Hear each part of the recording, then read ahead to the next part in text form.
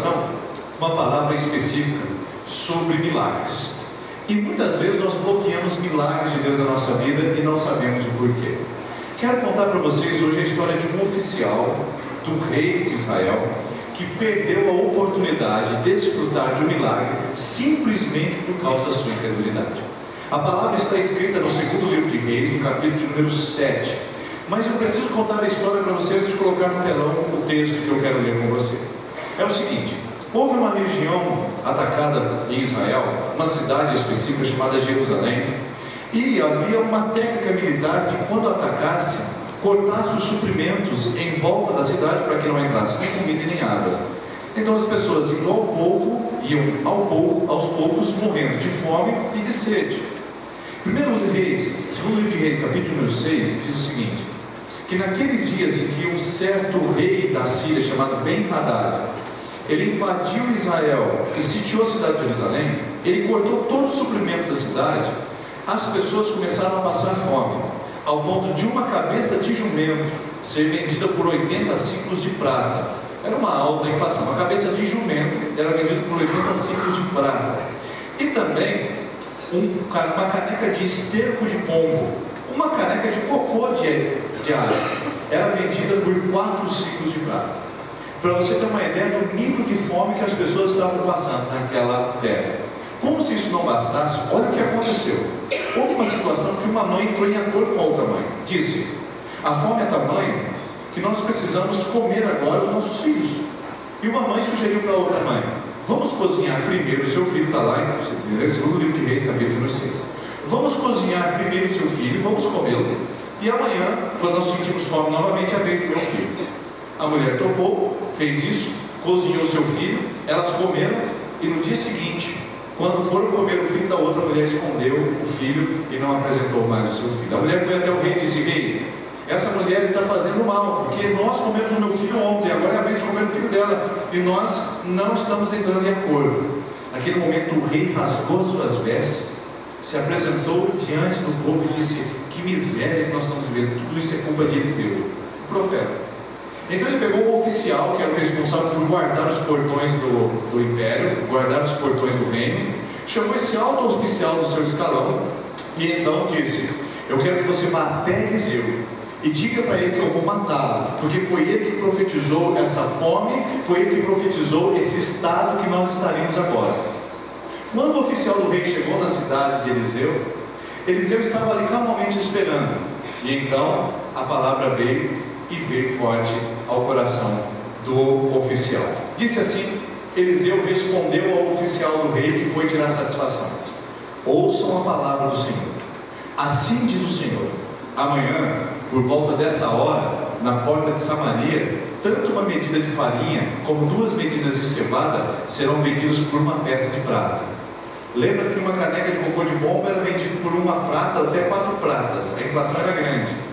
Agora Eliseu está falando: amanhã, não é semana que vem, não é quando chover. Amanhã vai ser vendido farinha e vai ser vendido cevada ao povo por uma prata. Ou seja, vai ter em abundância aqui. Aí o oficial do rei respondeu, o oficial em cujo rei estava apoiando, disse ao homem de Deus: ainda que o Senhor abrisse as comportas do céu, será que isso poderia acontecer? Mas Eliseu advertiu: você o verá com os próprios olhos, mas não comerá coisa alguma. Veja só o ato de descrença desse homem. O ato de incredulidade trouxe imediatamente sobre ele uma palavra repreensiva, dizendo: você vai ver tudo isso acontecendo, mas você não vai comer isso. Ou seja, olhando para esse texto, eu quero dizer que existem muitas diferenças entre o que os homens dizem e o que o Senhor diz. Naquele dia as pessoas estavam cozinhando os próprios filhos para comer, e Deus diz na sua palavra que no dia seguinte haveria tanta abundância de alimentos que as pessoas teriam prata de sobra para comprar a comida que eles têm. Vocês estão sabendo que crise na Venezuela, muitos têm dinheiro para comprar, mas não tem comida para comprar. Naqueles dias havia dinheiro para comprar, mas não havia comida para comprar. As pessoas se matavam entre si para poder sobreviver. Então vem a palavra de Deus contrariando o fato. A palavra de de Deus vem para dizer: não será assim amanhã. Amanhã vai ser diferente. Hoje vocês estão comendo os filhos de vocês, mas amanhã a abundância, a provisão vai chegar. Isso é muito interessante, porque a fé sempre contraria o fato, irmãos. A fé sempre contraria o fato. E Deus traz uma palavra sobre a sua vida, e muitas vezes a incredulidade bloqueia você de ter acesso às bênçãos de Deus. Muitas vezes a incredulidade bloqueia você de ter acesso aos recursos de Deus. E é isso que o inimigo ama de fazer. É isso que o inimigo deita e rola nas nossas vidas. Porque Deus continua sendo o mesmo do Antigo Testamento. Deus continua provendo, Deus continua abrindo portas, Deus continua fazendo milagres, Deus continua manifestando o seu poder, Deus continua revelando o seu caráter de fidelidade. O que mudou foi o nosso acesso a isso. O que mudou foi o nosso reconhecimento disso, irmãos. Deus não mudou. Os acessos de Deus são inesgotáveis. Os recursos de Deus são inacabáveis. Ali estão para nós o tempo todo, em qualquer ocasião. Mas o que acontece? Vem o inimigo e estrategicamente arma contra a sua vida. Vem o inimigo e estrategicamente arma contra o nosso casamento, arma contra a nossa família, arma contra a nossa fé. E então ele vem e ele corta os recursos. Ele bloqueia os recursos. Os recursos de Deus ainda estão ali, mas o inimigo vem e bloqueia. O inimigo vem e tampa isso. Deixa eu dar um exemplo melhor, lembrei agora. Me presta essa garrafinha que está aqui embaixo. Pessoal, câmera. Irmãos, é muito mais fácil exemplificar. Enquanto eu estava falando, eu lembrei disso. O que nós temos aqui é o que mata a sede. O que nós temos aqui é a água, que traz recursos para a nossa vida. A água que traz formas de sobrevivência. Então eu estou aqui nesse exato momento dizendo: ai, estou com uma sede. Se eu não beber água, eu vou morrer. Eu estou sentindo que eu já estou desidratado. Eu já estou começando a ter algumas vertigens já. Eu já estou começando a falar que o Palmeiras é melhor que o Corinthians. Eu não sei o que está acontecendo comigo. Estou começando a ter algumas coisas estranhas acontecendo comigo. Então eu começo nessa situação e falo: eu preciso de água, eu preciso de água. E vem alguém que entrega para mim nesse exato momento uma garrafinha de água. Então eu pego e digo: muito obrigado, aqui está tudo que eu preciso. Então eu faço assim. Eu falo: gente, isso aqui não está matando minha sede. Isso aqui não está resolvendo em nada. Por favor, vocês me deem algo que possa resolver. Eu estou morrendo. Eu estou ficando desidratado. Ele fala: pastor, está aqui, ó, água para você beber. E digo: não dá. Não dá porque tem algo bloqueando. Você está entendendo agora? Tem algo impedindo. Não é que não tem o recurso, tem, mas eu não consigo acessá-lo porque ele está bloqueado. Muitas vezes a gente acha que Deus virou as costas. Muitas vezes a gente acha que Deus não se importa. Muitas vezes a gente pensa que Deus não nos ama e nem nos quer bem. Muitas vezes a gente acha que a nossa condição é totalmente deprimente porque não há solução. Mas o que está acontecendo comigo, com você nessas ocasiões, permita-me dizer com toda sinceridade, é que o inimigo está bloqueando a sua mente, bloqueando o seu coração, bloqueando a sua fé, fazendo que você não acesse os recursos de Deus, dizendo: não há para você, não há solução para o seu casamento, não há solução para a sua família, não há solução para a sua saúde, não há solução para a sua história, a sua vida vai ser sempre uma desgraça, seus pensamentos sempre serão assim traiçoeiros. Ou seja, o inimigo vem, toma conta de nós e bloqueia o nosso acesso em direção às bênçãos de Deus. Bloqueados.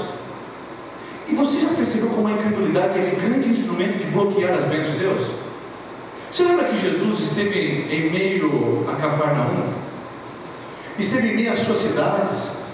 E dependendo do lugar que ele estava, ele teve que se retirar rapidamente e não operou ali nenhum milagre em uma cidade específica, porque eles não criam em seu nome. Jesus se retirou porque aquelas pessoas não criam no seu poder. Elas bloquearam o acesso à bênção. O dono da bênção estava ali, o realizador da bênção estava ali, as mãos que tudo poderiam fazer e tudo poderiam realizar estavam bem em frente deles, bem diante dos seus olhos, mas eles bloquearam com a incredulidade. E eu quero perguntar para você aqui essa noite: será que você também, e eu também, não me pareço com esse oficial do rei? Será que meu coração não está vendo demais o fato e negando a ver a fé? Será que meu coração não está demais olhando para as circunstâncias e negando a ver o extraordinário? Será que eu não fiz científico demais? Será que eu não fiquei concreto demais? Será que eu não fiquei racional demais? Porque a fé contraria a lógica, a fé contraria o fato. Irmãos, às vezes nós olhamos para uma vida, ou vemos uma pessoa e falamos: ah, essa aí chegou no fim do túnel, essa aí chegou no fim da linha. E hoje eu vejo ela sentada aqui, hoje eu vejo ela com seus filhos aqui, eu digo: meu Deus, como o Senhor é maravilhoso. Ou seja, quantas vezes o fato quer esmagar, sufocar e suprimir a fé, mas é a fé que deve esmagar, deve destruir e suprimir o fato. Eu não sei o que é que você tem carregado na sua vida como incredulidade. Eu não sei o que é que você tem trazido aqui essa noite como sensação de que não vai acontecer. Eu não sei o que você tem experimentado dizendo: com os outros dá certo, comigo não.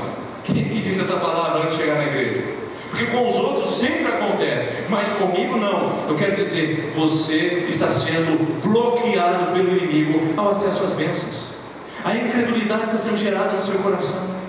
Você está dizendo: Senhor, se o Senhor quiser, se for da sua vontade. Sabe aquela oração que a gente tem medo de Deus falar não?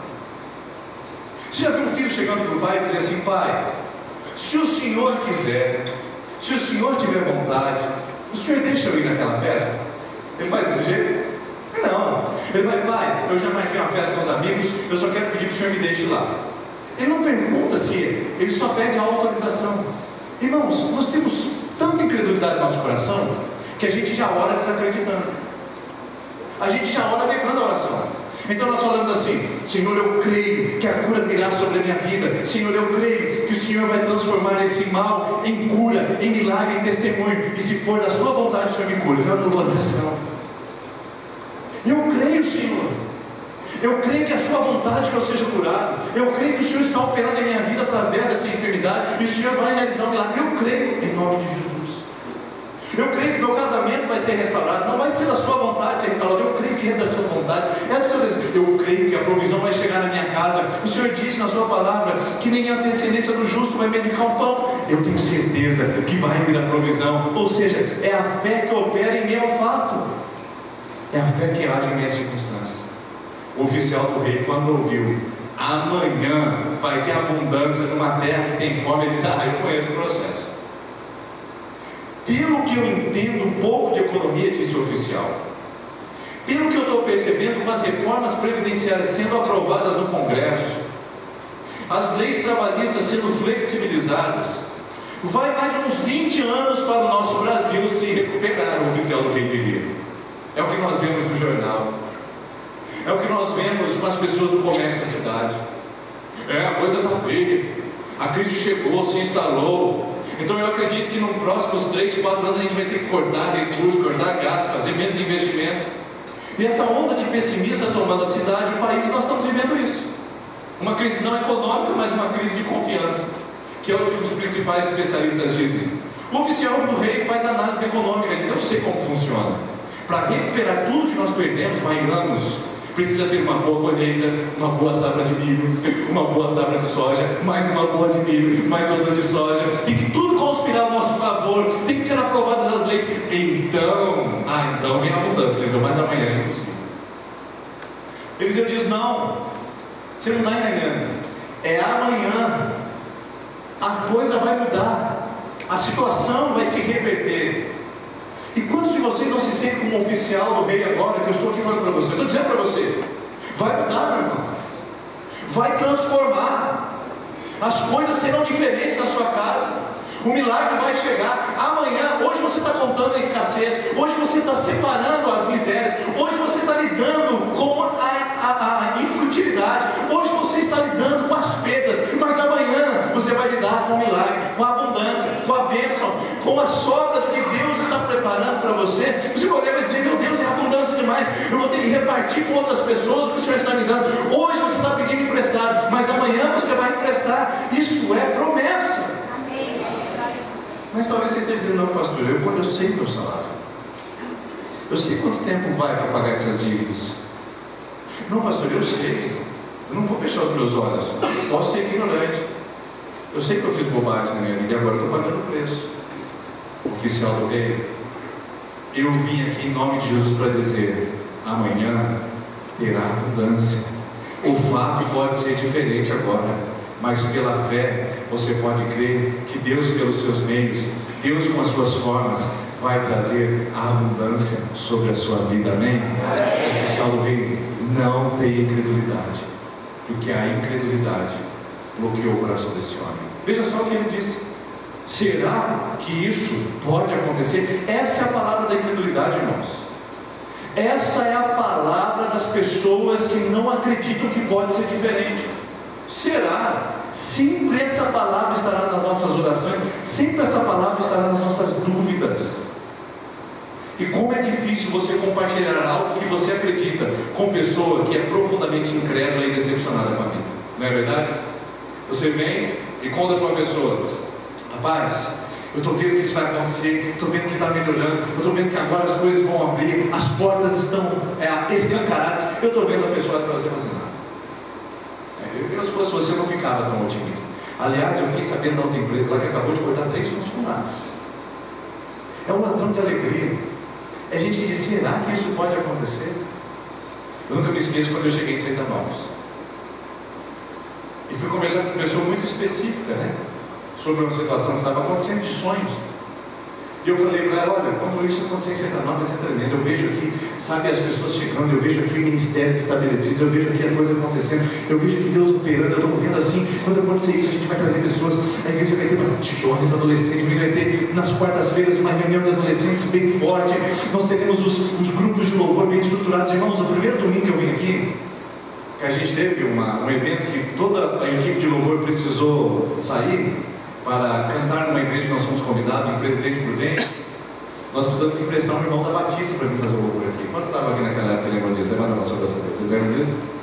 Irmão, saiu uma equipe de louvor, nós emprestamos o irmão da Batista para vir fazer o louvor. Graças a Deus pela vida dele, foi uma bênção aquele dia, mas nós emprestamos porque nós não tínhamos.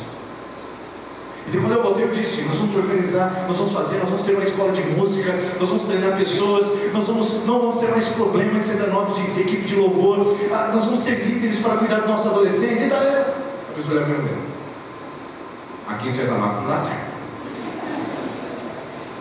Meu Deus, eu estava animado, meu coração empolgado, dizendo: vai acontecer. Eu olhava esse monte de cadeira e dizia: meu Deus, um dia essas cadeiras estarão lotadas, um dia essa igreja estará cheia. Aqui em Santa Nova é difícil. Eu falei: mas por que é difícil? É porque, entendeu, pastor? Aqui o pessoal cresce, forma e vai embora. Cresce, forma e vai embora. Eu falei: mas é bom, o pessoal cresce, forma e vai embora. O que a gente tem que fazer é aumentar a porta de entrada, porque os que vão embora não são tão sentidos quanto os que estão chegando. Então vai acontecer. Não, aqui em Santa Nova. Meu Deus, é tão difícil. E eu digo para você, olhando hoje, dizendo: pode isso acontecer, irmãos? Não pode, está acontecendo. Nós temos 4 equipes de louvores, 2 no domingo, 2 na terça-feira. Nós temos equipe de adolescente, equipe que está formando de criança. Pode acontecer? Não, já está acontecendo. Tem jovem, tem adolescente que é líder, tem jovem que é líder, tem homens, tem mulheres, tem uma fruta madura abençoada, com gente trabalhando. Eu olho: não pode acontecer? Não, não pode acontecer, já está acontecendo, irmãos. E se eu olho isso acontecendo hoje, para quem dizia para mim: não, aqui em Santa Nova, eu digo: vai acontecer também na sua vida. O seu marido falou: não, isso não acontece na nossa casa. As pessoas falaram: não, isso não pode acontecer com gente simples. Não, isso não pode acontecer na nossa família. Isso não pode acontecer na nossa cidade. Eu posso dizer para você hoje: vai acontecer em nome de Jesus. Não é será que vai acontecer, vai acontecer. Então cuidado com quem você compartilha seus sonhos. Cuidado com quem você se apoia. O rei estava se apoiando no braço de um homem incrédulo. Quem é que levava as notícias para o rei? Um incrédulo.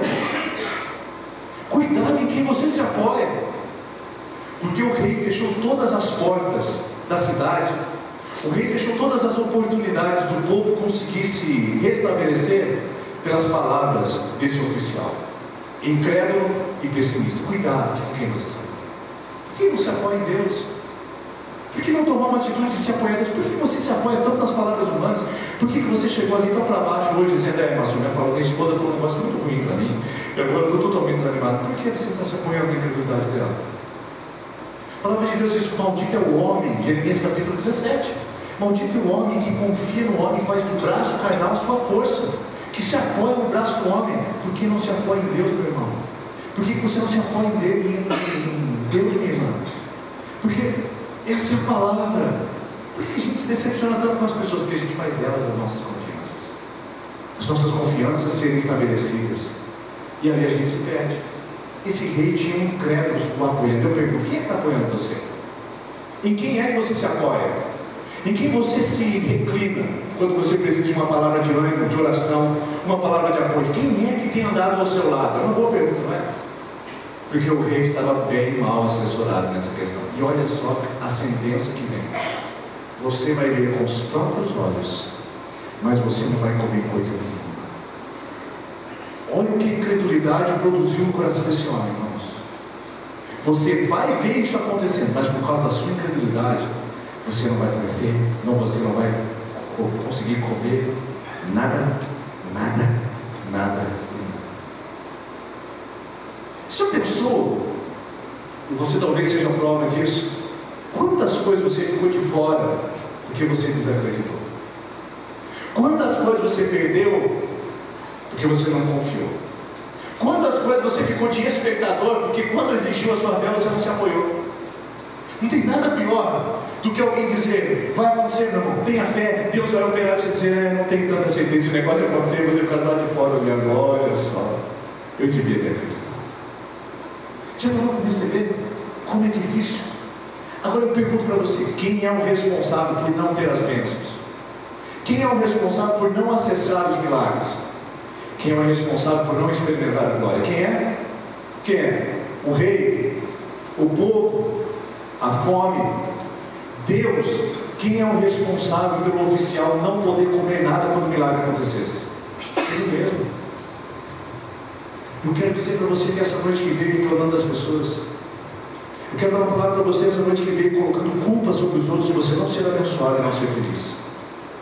Talvez seja você o principal responsável pelas portas da bênção que estão fechadas na sua casa, pelas portas da bênção que estão fechadas sobre a sua vida. Não é culpa do patrão, não é culpa da esposa, não é culpa do marido, não é culpa do amigo, não é culpa do pastor, nem é culpa de Deus. É a incredulidade que está bloqueando. É a incredulidade que está deixando você de ter acesso, impedindo você de acessar tudo que Deus está prometendo sobre a sua vida. Então eu convido você, desbloqueie isso. É só abrir, é só experimentar. Ai, que coisa boa. Está ali, irmão, está bem na sua frente, mas você é o único responsável de destrancar isso, dizer, Senhor, arrebenta as portas da minha incredulidade, tire as portas, ó Deus, da minha desconfiança, e me faça crer no milagre, me faça crer no milagre. E nós estamos crendo, irmãos. Nós tivemos a primeira reunião do conselho, quando a gente foi falar sobre a compra do terreno.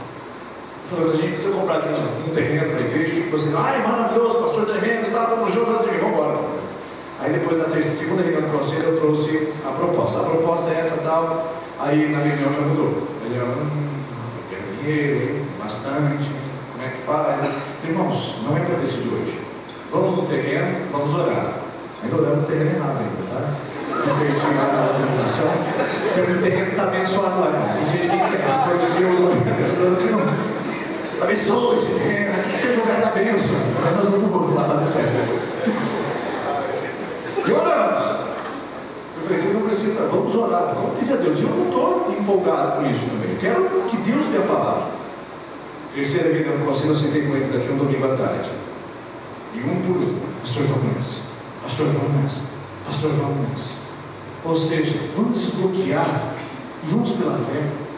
Nós não temos todos os recursos, mas cremos que Deus tem abençoado a nossa comunidade e vai abençoar ainda mais. Então vamos pela fé, vamos desbloquear. Talvez Deus esteja querendo abençoar você exatamente agora com o que Ele tem, e você está dizendo, não é a minha vez, não é a minha hora, não, eu acho que não presta, não, eu acho que não vai servir, não, eu acho que eu não sou digno, eu acho que eu não sou merecedor disso.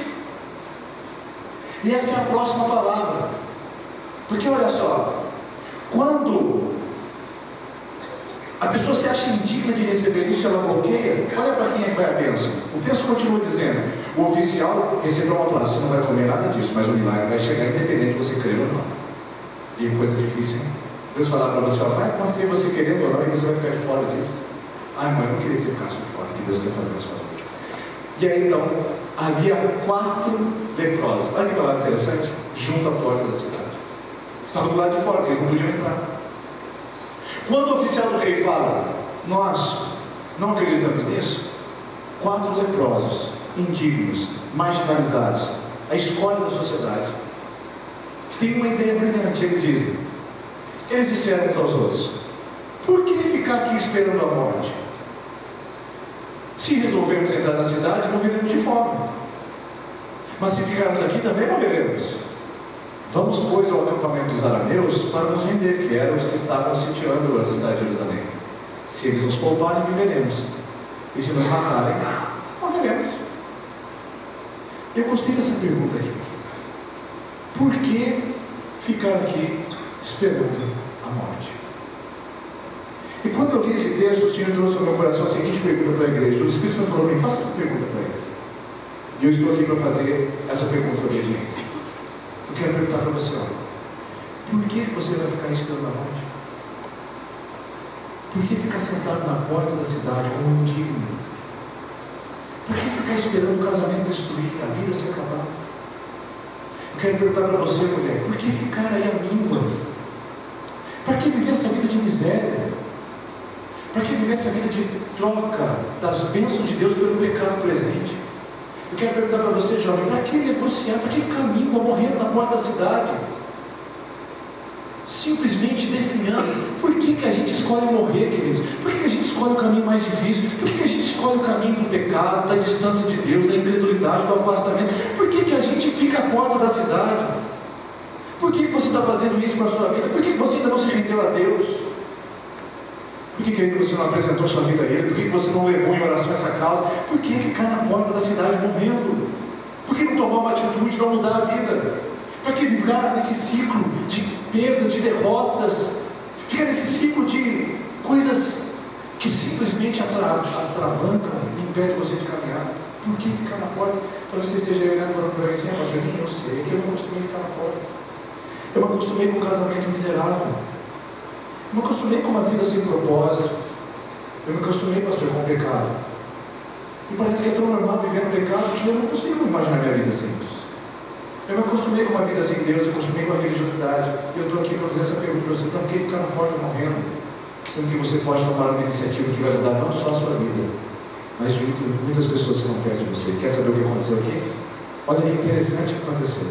Quando eles tomaram a iniciativa de sair do estado de morte, eu quero profetizar essa noite, você homem, quando você decidir sair desse estado de penumbra, desse estado de morte, quando você, mulher, sair dessa condição de incredulidade, quando você, jovem, abandonar o pecado, quando você sair da lepra e sair da porta que está matando a sua fé, matando os seus sonhos, matando a sua vida, quando você decidir sair desse ambiente, olha o que vai acontecer. Ao anoitecer, os leprosos saíram, foram ao acampamento dos arameus. Quando chegaram às imediações do acampamento, não havia ninguém, pois o Senhor tinha feito os arameus ouvirem o ruído de um grande exército com cavalos e carros de guerra, de modo que uns disseram aos outros: ouçam o rei de Israel, contratou os reis dos hititas e dos egípcios para nos atacar. Então, para salvar suas vidas, fugiram ao anoitecer, abandonando as tendas, cavalos e jumentos, deixando o acampamento como estava. Os 4 leprosos, enquanto caminhavam em direção ao arraial para tentar uma nova perspectiva de vida, Deus foi na frente e fez um barulho de exército. 4 leprosos marchando, é como se fosse um exército inteiro vindo guerrear contra os arameus. Então os arameus falaram: meu Deus, o rei de Israel levantou muito exército contra nós, vamos fugir, que essa batalha a gente não vai conseguir ganhar. Eu quero dizer para você essa noite: apenas levante, saia da porta, deixe a morte e comece a caminhar. Comece a andar em direção ao seu milagre. O seu milagre não acontece com você parado na morte à míngua, parado na porta. O seu milagre não acontece enquanto você estiver bloqueando o acesso a Ele. O seu milagre não acontece enquanto você não decidir desbloquear, tomar iniciativa e ir em direção onde Deus está operando e realizando o milagre. E enquanto aqueles homens marchavam, Deus guerreava a batalha deles. Ah, meu irmão, minha irmã, como eu estou empolgado em compartilhar isso com você hoje, porque isso tem que ser verdade na minha vida e na sua.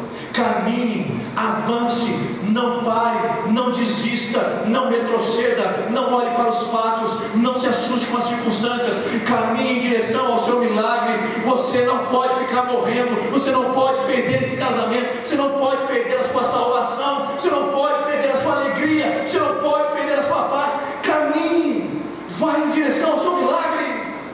Enquanto esses homens marchavam, enquanto eles foram, o Senhor já tinha feito. É isso que eu amo na palavra de Deus. O Senhor já tinha feito o milagre, eles só foram em direção a Ele. Enquanto eles caminhavam, o milagre já estava preparado, esperando por eles. Eu quero profetizar em nome de Jesus agora sobre a sua vida. Prepare aí o seu coração. Eu quero profetizar que essa palavra é libertadora para você e para mim. Eu quero profetizar para você que saiu da sua casa, deixou o seu lar e você chegou a esse lugar essa noite. Prepare para você receber essa palavra de Deus no seu coração. O Senhor já fez o milagre na sua casa. O Senhor já fez o milagre na sua história. O amanhã já está preparado sobre você. O choro pode durar uma noite, mas a alegria vem pela manhã. Receba em nome de Jesus o milagre de Deus na sua vida. Receba. Porque esses homens foram caminhando em direção ao milagre que já tinha acontecido. Caminhe, vá adiante porque o Senhor já fez. E olha só o que aconteceu então. E a história termina assim. Tendo chegado às imediações do acampamento, os leprosos entraram numa das tendas. Comeram e beberam, e pegaram prata, ouro e roupas, e saíram para esconder tudo. Depois voltaram na outra tenda, pegaram o que quiseram e esconderam isso também. Então disseram uns aos outros: não estamos agindo certo. Esse é um dia de boas notícias, não podemos ficar calados. Se esperarmos até o amanhecer, seremos castigados. Vamos imediatamente contar tudo no palácio do rei. Olha que palavra maravilhosa. Este é um dia de boa notícia. Nós não podemos ficar calados. O seu milagre é um milagre que acontece na sua vida, mas que é a resposta na vida de outra pessoa. Alguém vai entrar no seu comércio, vai olhar para você e vai dizer: aconteceu isso, você dirá: sim, é a boa notícia de Deus sobre a sua vida. Venha participar do milagre comigo também. Terça-feira eu recebi um milagre enquanto eu estava clamando a Deus naquele lugar. Venha comigo que eu vou mostrar para você onde é que o milagre está acontecendo. Venha comigo, é dia de boa notícia. Nós não podemos ficar calados. Irmã, não fique calado com o que Deus está fazendo. Não fique calado com o que Deus está operando na sua vida. Quando a gente sabe que uma coisa é boa, a gente compartilha, não é? Abrir uma nova lanchonete na cidade, a comida é boa, barata, a gente fica: não vou contar para ninguém que essa comida tem que ser boa para mim. No final você não espalha a boa notícia, o irmão não consegue vender o que venderia, acaba fechando e uma coisa boa e barata que não ficou só para você. Coisa que é boa a gente espalha. Vai naquela loja, o atendimento deles é maravilhoso.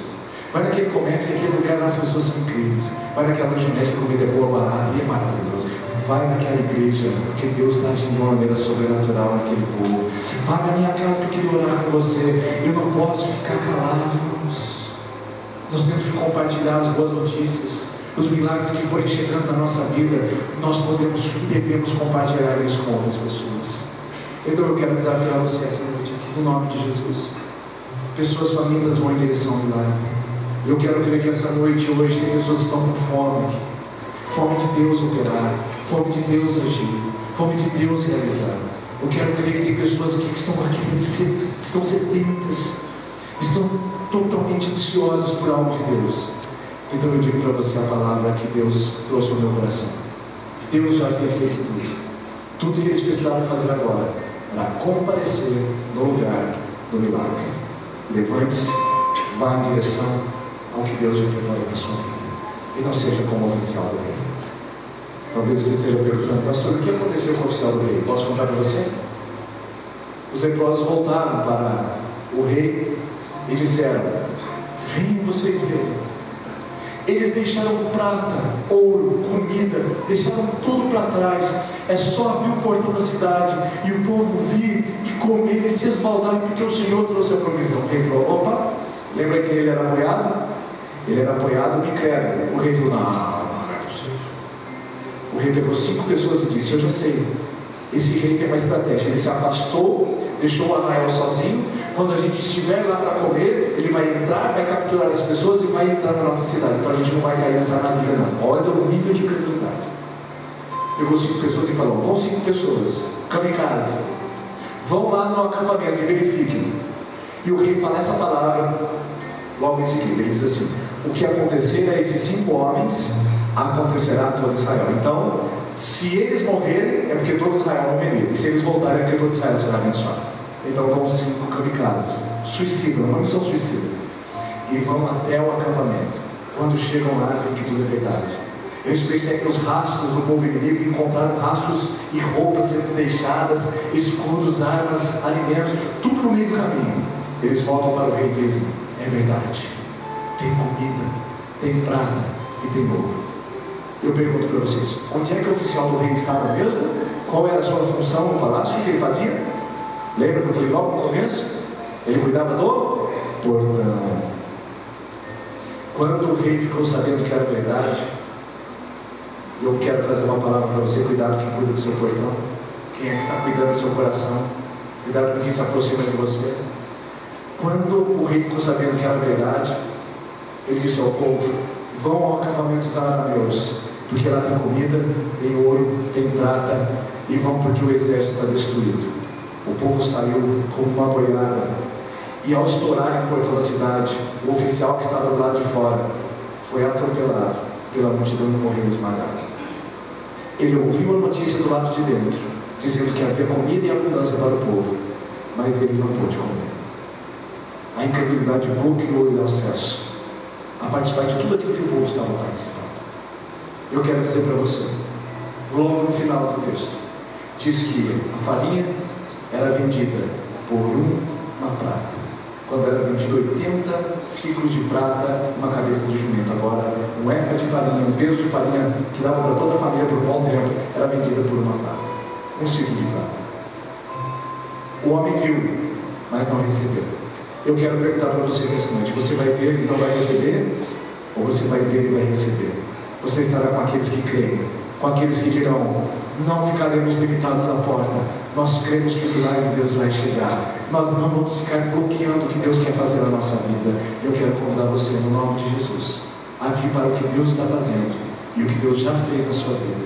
Vá lá para receber, desbloqueie, acesse o coração de Deus, diga: Senhor, eu repreendo a ação do inimigo cortando os subsídios da minha vida, o inimigo cortando a fé no meu coração, porque eu quero ir em direção à sua palavra. Vamos ficar em pé, irmãos, vamos orar, vamos clamar a Deus juntos.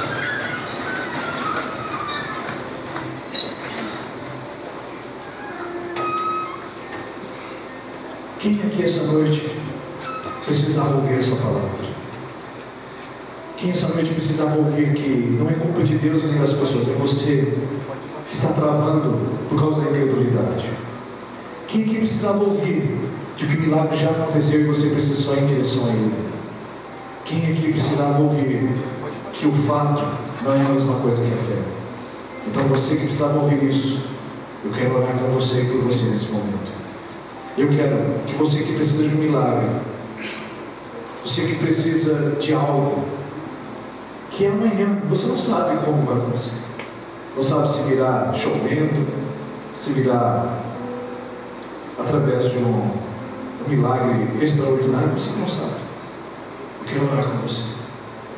Eu quero orar com pessoas que estão hoje falando: eu preciso sair do portão, eu quero experimentar esse milagre, porque o meu coração está pesaroso, está angustiado.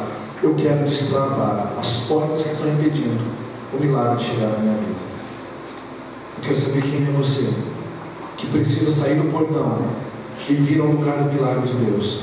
Eu queria que você viesse aqui à frente, apenas como um ato simbólico. Você sair do seu lugar e dizer: eu vou sair do portão, porque eu quero esse milagre, eu quero ver essa providência. Vem aqui à frente, eu quero orar com vocês. Pode vir aqui à frente, você que diz: olha, eu não estou vendo alternativa, eu não estou vendo recursos, eu não sei como é que amanhã vai chover, milagre, bênção. Eu não sei como é que amanhã vai ter abundância, se eu só vejo escassez. Eu não sei como é que amanhã vai ter carinho, se eu só vejo violência. Eu não sei como é que amanhã vai ter fidelidade, se eu só vejo traição. Eu não sei como é que amanhã haverá prosperidade, se eu só vejo privação. Eu quero convidar você a vir aqui à frente, eu quero orar com você. Sai do portão essa noite. Vai que fica morrendo no portão, incrédulo e preso às coisas do passado, enquanto você pode avançar em direção ao milagre que Deus vai preparar para você. Senhor Jesus, Essa palavra era para terça-feira, era para essa terça da esperança, mas o Senhor disse que deveria ser pregada hoje, porque tem pessoas que entraram aqui hoje com uma última alternativa. Então, Senhor Jesus, eu te peço, o Senhor falou com ela, então agora gera fé, gera confiança, gera certeza, e mostra que o milagre não vai acontecer.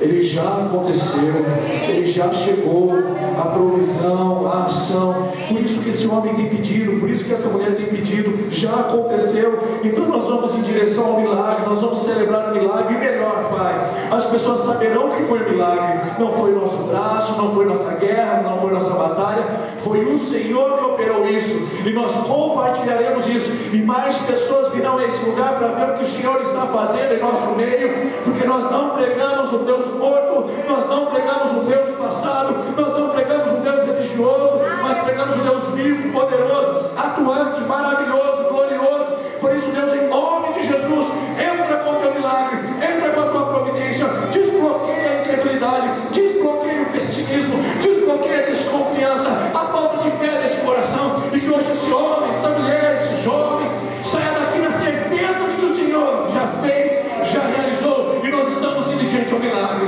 Pai, nossa cidade será conhecida como a cidade do milagre comercial, o milagre econômico. É uma cidade pequena, com poucas indústrias, mas onde o povo do Senhor é abençoado e feliz. Pai, nós profetizamos que essa igreja é a igreja dos milagres. Cidade pequena, digna-se igreja pequena, mas nossa igreja cheia de milagres, de bênçãos, onde as pessoas vão compartilhar e vão dizer: é Deus que está fazendo em Sertanópolis, é Deus que está fazendo na prefeitura, é Deus que está fazendo nas repartições públicas, é Deus que está fazendo nas igrejas, é Deus que está fazendo em meio ao seu povo.